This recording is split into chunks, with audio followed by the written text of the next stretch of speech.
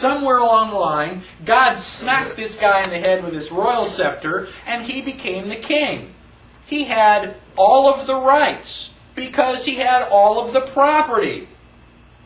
Who owned England? The king. It was his country. He owned it. Greatest con man ever. Okay? And, he just happened to be born to the right person. Grew up in the right family, and they crowned him king. And everybody's going, okay, this is your land. Now, the king had all of the rights. All the people who live in England are subjects. They get privileges. If I'm the king, I'm going to give you the privilege of being the royal baker. And I'm going to let you be the royal blacksmith. And you can be the royal candlestick maker. It's a privilege. And I may not give it to anybody. You may be the only candle maker in the entire little shire. Isn't that great? No competition. Except if you piss me off, I'm going to take that privilege away from you. So the king had all of the power and would give out privileges to all of his subjects. Now, a lot of us got in boats, came to North America, and we started, building our houses here. Eventually, we signed the Declaration of Independence. What is the Declaration of Independence? It is a letter to King George. And in so many words, we told King George to put it where the sun doesn't shine. We no longer work for you. We are sovereign and independent. Instead of all this, instead of you getting all this power from God and then giving it out to us willy-nilly, we are going to cut out the middleman. We're not going to have a king anymore. God is going to endow us with the rights. We've got the unalienable rights. Directly from God. We don't need you anymore. And furthermore, when we finished with the Revolutionary War, we got a allodial title. Who owned North America prior to the Revolutionary War? The king. He sent his people in the boats, and he set up a flag, said, I hereby declare this land property of the king. Well, guess what? We took our property and said it belongs to us. We have rights. We have property. First time in human history. Amazing. So, we've got the Declaration of Independence, basically, which severs all of our ties with the king and makes us sovereign citizens. We've got all the power. Now, this is such an incredible change in the way that everything was going that they had to go back to England and explain it. Now, the William Pitt was one of our guys, and he went back to England after the Constitution was ratified, and he went to the House of Commons, basically Parliament, and he explained the way the situation was now. And he said, quote, "The poorest man may, in his cottage, bid defiance to all the forces of the crown." Can you imagine living in England and bidding defiance to the king? What happens when you tell the king no? You end up being short. You have no place for a hat. You never tell the king no. But here in the United States, people, the poorest man, may bid defiance to the king. Now we're talking about the shack. It says it may be frail. Its roof may shake. The wind may blow through it. The storms may enter. The rain may enter, but the King of England cannot enter.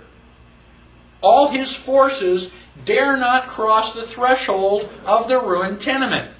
So how much power does the king have in the United States? Zip. None.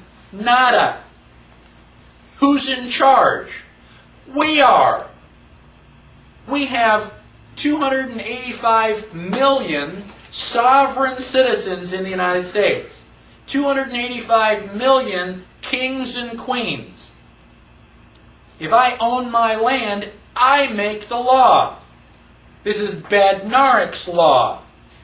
Now, I only have a little tiny kingdom, you know, a couple thousand square feet. I can't come next door and make laws in your kingdom. That's your kingdom. You make the laws there. But here, I'm the king. It's good to be king. Right? Being sovereign doesn't mean, oh, I've got this really great recliner so I can watch the Super Bowl. It means you are sovereign. You have nobody to answer to but yourself. And your queen standing next to you. You know, whatever she says. But that is basically the general idea. Now, the Constitution says, we the people ordain and establish the Constitution. When we the people wrote the Constitution, we create Congress. Now, if we create Congress, who works for who? Do they work for us, or do we work for them? Now, as far as I can tell, they're supposed to work for us.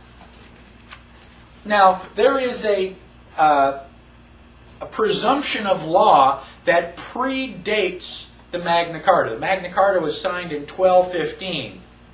So even before that, it was understood that the created can never be higher than the creator. If I make something, I've got to be more powerful than that because I created it. You know, my father used to tell me when I was a boy, I brought you into this world, I can take you out.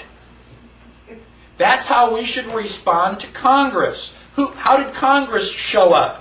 Has it always been there? No. We invented Congress. We, the people, created Congress. And if we don't like it, we can take them out. We can abolish Congress and start over from scratch if we, the people, feel that's what we need to do. We have sovereign power. Everybody say, it's good to be king. Come on, everybody. It's good to be king. You got to at least say it. Doesn't that feel good? Don't you feel a little bit of your liberty and rights coming back? So, on page 7 and 8, I have gotten permission from another patriot out on the internet who prefers to remain anonymous. But it is a 2-page article on what is a sovereign individual. And I genuinely recommend that you read that, in fact, probably at the next break. But it goes on to say that there are different levels of sovereignty. The first level is mental sovereignty. You at least have to think of yourself as a king. You've got to wake up in the morning and go, it's good to be king. If you don't think it, you're never going to get the other kind. Now, the second form of sovereignty is financial sovereignty. You've got to get all of your stuff, all of your property protected so that the bad guys can't take your property away. And then eventually, physical sovereignty. That's where, we're actually there. Nobody's going to mess with you because they recognize that you're the king. We're not there yet. We are struggling to get there, but it is a struggle. And again, for some people, you may not want to struggle that hard just yet. But go through and read that at your earliest convenience. Again, maybe the next break or through lunch. And that will give you a really good idea of what sovereignty is. So now, I have a political question. I'm on page 9 of your handout at the top of the page. The philosophical question is, if we the people are sovereign, do we have the authority to violently overthrow the government if necessary? Now that's kind of a dangerous question even to ask, because you're automatically labeled and